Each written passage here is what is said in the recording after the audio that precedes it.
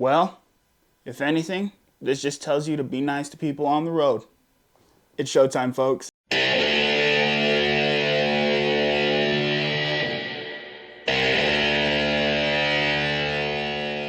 So today we're going to be talking about Duel 1971. Now this is a movie I had no idea even existed, to be completely honest with you. This is a recommendation I got from somebody over on our favorite MonsterFam group. And Duel is a movie that is simple in its premise and done well for its time, but something that I wanted to talk about seeing as I saw it, and it's something that goes under the radars. Now, going into this movie, I had no thoughts about it. Like I said, I didn't even know it existed. Typically, when it comes to road rage type movies, I'm not really looking for that specifically. I'm not looking for that kind of genre of film. If it comes up, great, but it's not typically anything that I've really thought of as a genre to begin with. I do remember watching Unhinged here a couple of years ago, and that was a pretty decent road rage movie. But other than that, I really find it difficult to have a premise of a film that circles all around about being into vehicles and just people just driving into each other or being passive aggressive on the road. So I didn't really think too much of Duel or its premise, but what I did find out in doing a little bit of reading is this is one of Steven Spielberg's first, if not his first feature film. And it was made for TV at the time. So seeing that it was directed by Steven Spielberg, a young Steven Spielberg, I was kind of intrigued and I wanted to give it a chance. And we did end up reviewing this on one of our MonsterFam lives. So if you guys want to go ahead and check that out, I'll make sure to link it down below. So Duel follows our protagonist as a traveling salesman who's really just this pushover type of guy. You get lines of dialogue that demonstrate that our protagonist isn't exactly an action hero or anything by that sense of the word. He's a traveling salesman who really doesn't have much going for him, really. He's just trying to make it from one appointment to another somewhere in California. Now, on the way to one of his sales trips, he gets into a little bit of a spat. He's trying to take control of something in his life, and he decides he wants to pass this truck that's on the highway driving slowly. This truck decides to pass him right back, and then our protagonist decides one more time just to put his foot on the gas a little bit and take off, which angers this driver and begins a pursuit against our protagonist. Now, getting into what I do like about this movie, I have to say that I did enjoy that there are aspects of what Steven Spielberg would become later in his career. Something that I had to applaud was the direction, for sure. Duel is pretty simple in its premise, as I've said before. It's really just a road rage kind of film. There's not a lot of dialogue, and it's definitely a product of its time. It's a little slower paced. However, you do see glimpses of the genius that would be Steven Spielberg later in his career, and that's something that I really like. I like seeing the humble beginnings of what he was doing before he went on and did all these great films that we've come to know and love. Another pro I had was making the most out of a simple premise. Now, there's not a lot going on in Duel, all right? And so Duel is really just one guy on the road trying to survive this truck driver who decided he's gonna target him.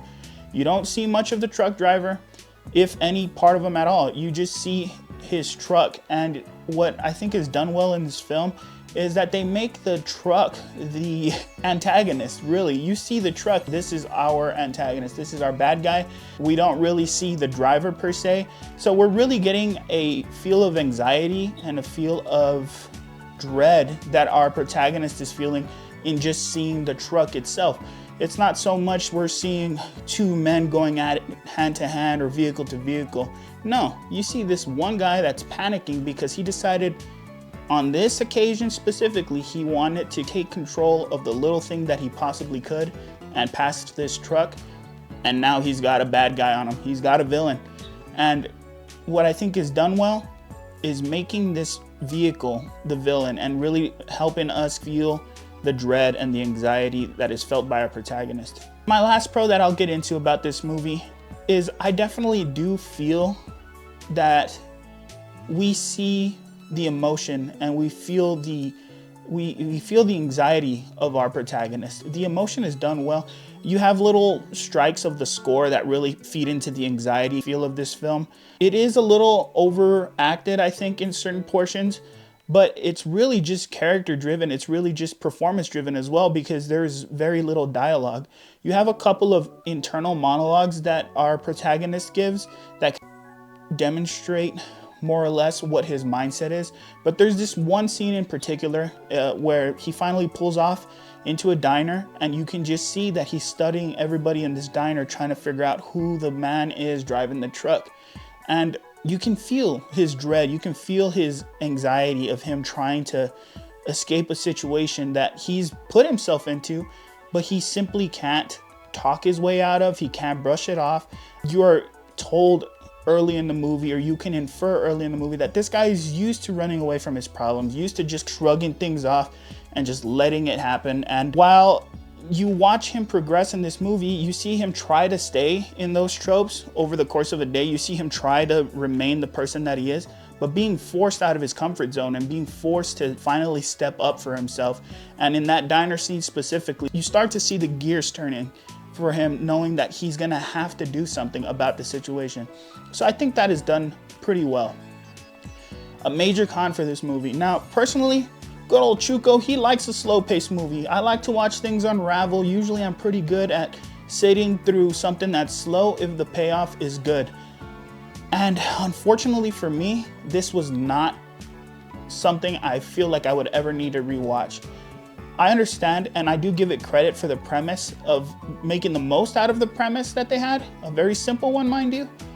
But it was just, oh man, this movie dragged. A friend of channel that you probably have heard from before a couple of times now, Heathen, made a good point in that it felt like it could have been an episode of The Twilight Zone or some kind of just TV episode where this whole thing could have been a very good 30-minute episode of something like that. Just this man that's running away from this truck.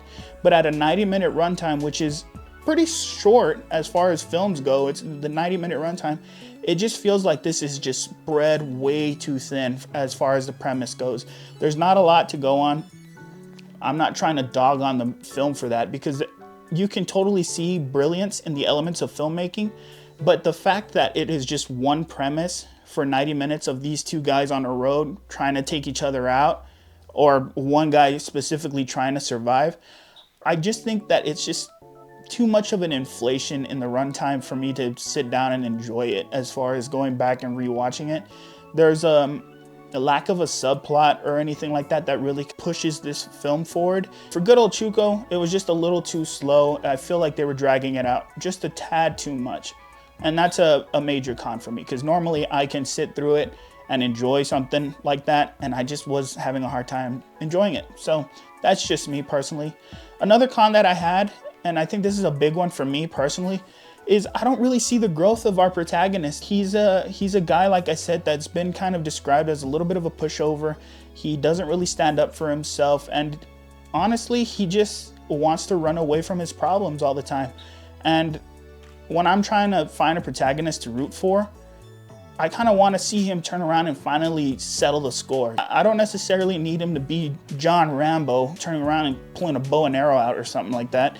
But I do want to see him at least kind of rise to the occasion, just something like that.